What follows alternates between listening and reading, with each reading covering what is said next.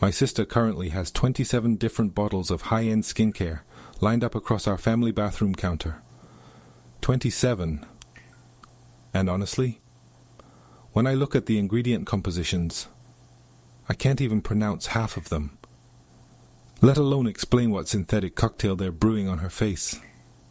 Every single morning I watch her subject her skin to intense routines, layering aggressive exfoliating acids and synthetic brightening agents, all while she eats a breakfast of instant delivery tteokbokki and iced coffee loaded with syrup. And every single evening, I listen to her complain about sudden redness, hormonal breakouts, and why her skin looks stressed out. She wants a luxury glow, but she refuses to look at the biology of how she's getting it. But here is the fascinating twist. While my sister is burning her face off in Seoul chasing quick-fix aesthetics, the top cosmetic research laboratories in our city are quietly importing thousands of tons of ancient botanical extracts from India. Turmeric, amla, ashwagandha.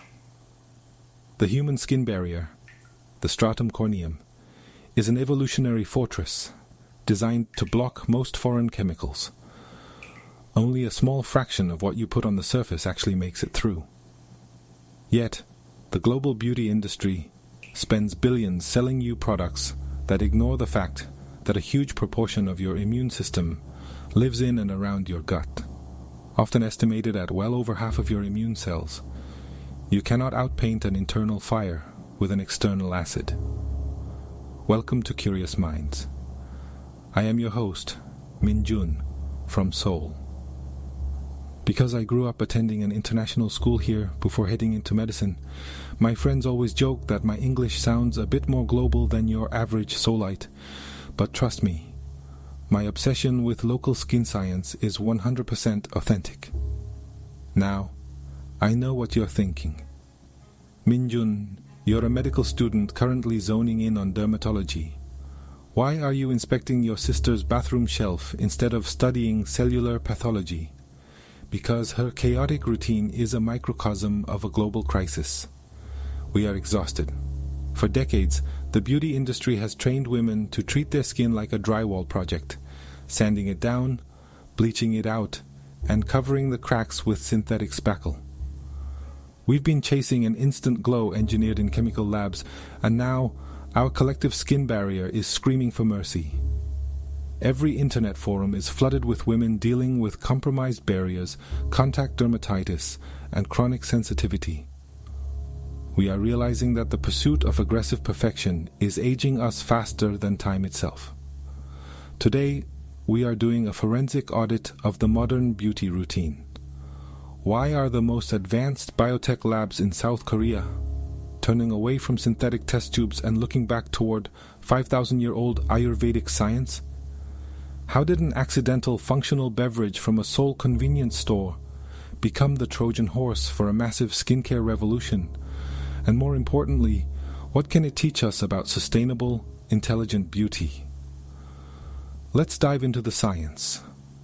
To understand how we got here, we have to look at how cultures preserve wisdom. My grandmother, who is 90 years old now and possesses skin that honestly puts mine to shame, has been preaching the exact same ritual to my sister for decades. Every single week, without fail, she takes the cloudy water left over from washing rice and gently pats it onto her face. My sister rolls her eyes every time. She wants the fancy jars and the neon-colored chemical serums she saw on Instagram or Kakao Talk. She completely tunes Grandma out. Me? Being a medical student with an inconvenient habit of fact-checking everything, I actually went into the literature. And it turns out, Grandma was running a clinical-grade biohack long before peer-reviewed journals existed. Fermented rice water contains inositol, amino acids, and postbiotic metabolites. Fermentation lowers its pH range, which is friendlier to the skin's acid mantle, and can help support a balanced microbiome. Grandma used to tell my sister constantly, "If you can't eat it, why are you feeding it to your skin?" She didn't know the word microbiome, but she understood the principle. True beauty has always been holistic. It's an inside-out dialogue. And while my sister ignored her, The rest of the world is finally waking up to what our elders knew all along. The crossover between Korean cosmetic science and ancient Indian Ayurveda didn't start in a high-end spa. It started in a convenience store at 2 a.m. South Korea has one of the highest work stress and alcohol consumption rates in the world. For years, our pharmacies stocked harsh, synthetic concoctions for hangover recovery and liver fatigue. Then, natural herbal formulations from India, like Party Smart and functional adaptogenic herbal extracts, began appearing on shelves. Many consumers reported that these felt gentler than older synthetic formulas, which opened the door to taking Ayurvedic botanicals more seriously. They didn't feel like quick fixes. They felt gentler, without the jittery crash people associated with older synthetic options. Korean consumers realized something profound. Ancient Indian botanicals weren't just folklore or a mystical tradition. They were hyper-potent biochemistry. And for us in Korea, that realization didn't feel foreign at all. It felt like meeting a long-lost cousin. Both Hanbang and Ayurveda share the exact same foundational philosophy. You do not treat a symptom in isolation. You treat the body as an interconnected ecosystem. When you look at it through that lens, Ayurveda wasn't a strange import. It was a missing vocabulary. But here's where the analytical side of my medical training kicks in. If you take raw turmeric root or ashwagandha powder from a spice market and just smear it on your face in your kitchen, what happens? Honestly, traditional pastes did work for surface exfoliation and mild antiseptic action. They just couldn't achieve the deep dermal anti-inflammatory signaling required for long-term barrier repair. Why? Many raw botanical molecules have poor skin penetration, which limited how seriously topical herbal treatments were taken in mainstream dermatology for a long time. Advanced delivery systems like liposomes are one way labs have addressed that gap. Enter South Korean cosmetic engineering. Our labs looked at these powerful Ayurvedic compounds, curcumin from turmeric, vitamin C dense amla, and powerful adaptogens, and asked a structural engineering question. How do we smuggle this ancient wisdom past the cellular guards? The answer is liposomal encapsulation. Think of liposomes as microscopic lipid-based submarines. They wrap around the fragile active botanical molecules, helping these actives penetrate beyond the surface layers and reach deeper into the epidermis and dermis, more effectively than simple solutions.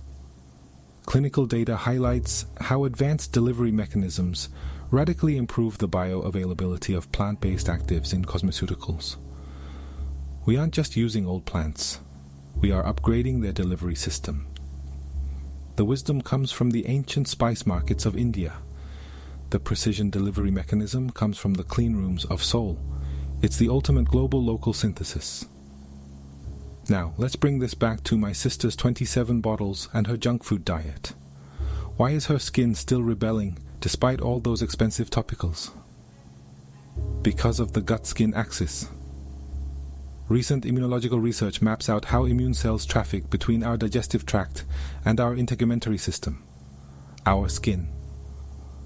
When you consume a diet loaded with refined sugars, processed oils, and chemical additives, your gut microbiome undergoes dysbiosis. It becomes inflamed. That gut-skin axis is well described. Dysbiosis, increased intestinal permeability, and circulating inflammatory mediators drive systemic inflammation that influences your skin. It can aggravate acne, eczema, and other conditions, and over time, this inflammatory environment may contribute to collagen degradation and loss of skin resilience.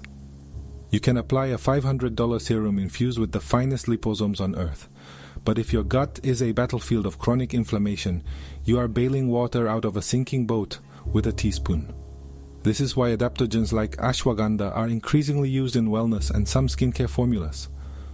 Early studies suggest they can help modulate stress and cortisol, which indirectly influences skin homeostasis. When you use adaptogens that help regulate cortisol, you quiet down that internal fight-or-flight emergency mode. Your skin stops overproducing reactive sebum.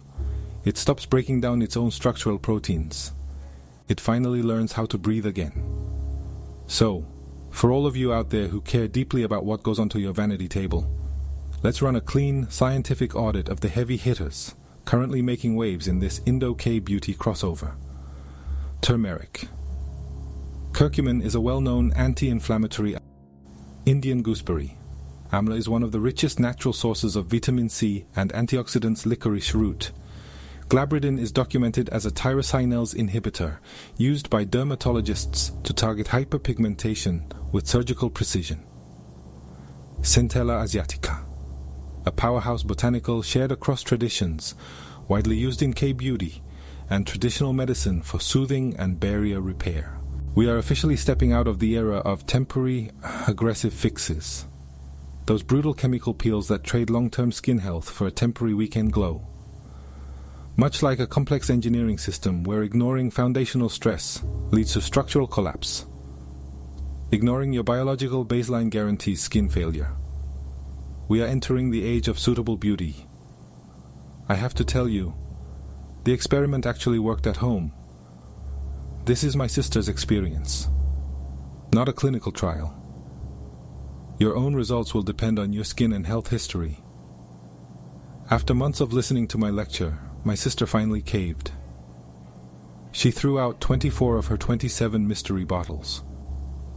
She streamlined her routine down to a gentle barrier cleanser, a fermented rice water prebiotic essence, and a liposomal turmeric adaptogen serum.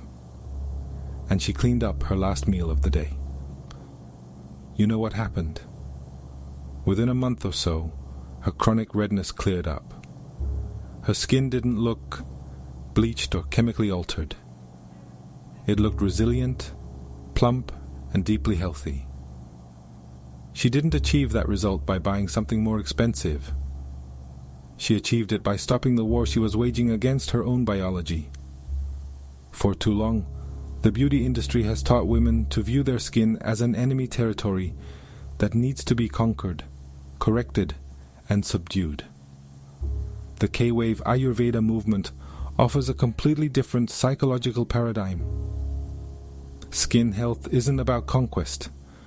It's about communication, adaptation, and biological intelligence. So, where is this industry heading over the next few years? Let's look at the grounded research trajectory out to 2030. We are moving away from mass market, one-size-fits-all jars toward real-time, bio-personalized skincare.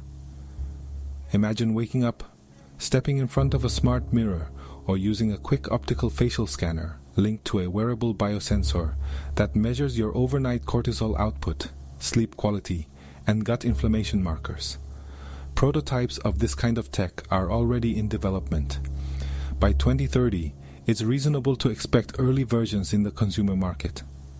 Your automated home dispensary then compounds a microdose of serum right then and there, adjusting the concentration of Ayurvedic adaptogens and fermented actives to match your exact biochemical profile for that specific morning. It is the ultimate convergence of ancient, thousands of years old botanical pharmacopoeia and cutting-edge artificial intelligence. For our future builders listening, if you're looking at where biotechnology meets wellness, this intersection of ethnobotany and nano-delivery is where the next decade of breakthrough companies will be built. Korea perfected the surface. Ayurveda mapped what lies underneath. The future of health and beauty is what happens when those two powerful traditions finally sit down and speak the same language. So, here is my challenge to you for this week. Don't trash your entire vanity shelf tomorrow morning, but try one single, high-leverage micro-habit. For the next 7 days, eliminate refined sugar and heavy simple carbs from your last meal of the day. Just dinner. Leave your cleanser alone. Keep your favorite moisturizer, but remove that internal inflammatory trigger before sleep and pay attention to how your skin feels and behaves. Many people notice calmer, less reactive skin when they reduce evening sugar. Let your biology do what it was designed to do. I'm Min-jun, and this is Curious Minds Podcast. If this made you look at your world a little differently today, pass it along to someone who loves a good secret, or drop us a rating. It's the best way to help other curious minds find the show. Stay curious, stay sharp, and keep your gut happy. See you next week.